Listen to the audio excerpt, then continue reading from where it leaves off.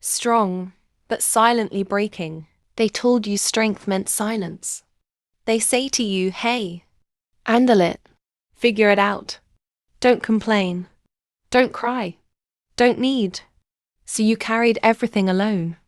Bills, pressure, expectations, fear. You became the man who solves problems silently. The one who never breaks. The one everyone leans on. But here's the psychological truth no one told you. Isolation is not strength. It's survival mode. Real strength is not emotional lockdown. It's emotional awareness.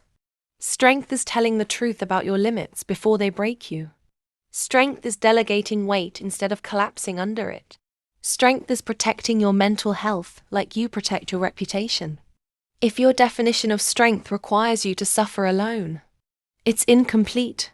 Strong structures have support beams. Strong minds need support systems. You don't prove strength by hiding pain.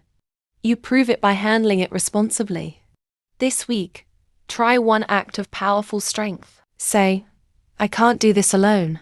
That's not a weakness. That's you being real. Subscribe to my channel and share this video.